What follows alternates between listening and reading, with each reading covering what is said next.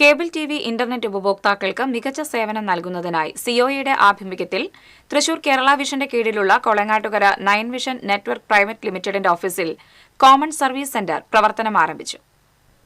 Corporate കുത്തകകളുടെ അധിനിവേശത്തിനെതിരായ ജനകീയ ബദലിലൂടെ കൂട്ടായ്മ എന്ന മൂലധനവുമായി പ്രവർത്തന ഘടന പുനഃക്രമീകരിച്ചുകൊണ്ട് ശക്തമായി മുന്നേറണമെന്ന് കോമൺ സർവീസ് സെന്ററിന്റെ ഉദ്ഘാടനം നിർവഹിച്ചുകൊണ്ട് KCCL ചെയർമാൻ കെ ഗോവിന്ദൻ പറഞ്ഞു. ഉപഭോക്താക്കൾക്ക് മികച്ച സേവനം നൽകി മാതൃകാപരമായി പ്രവർത്തിക്കാൻ കോമൺ സർവീസ് സെന്ററിലൂടെ കഴിയണമെന്ന് CSCയുടെ പ്രവർത്തനം വിശദീകരിച്ചുകൊണ്ട് COA സംസ്ഥാന ജനറൽ സെക്രട്ടറി PB സുരേഷ് പറഞ്ഞു. 9 vision network private limited chairman Santhosh Jose അധ്യക്ഷത വഹിച്ചു.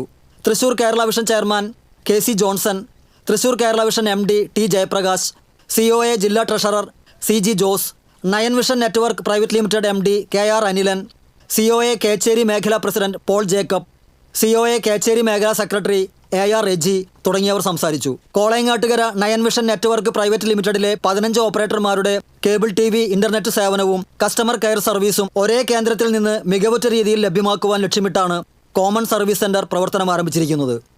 TCV news, Thrissur.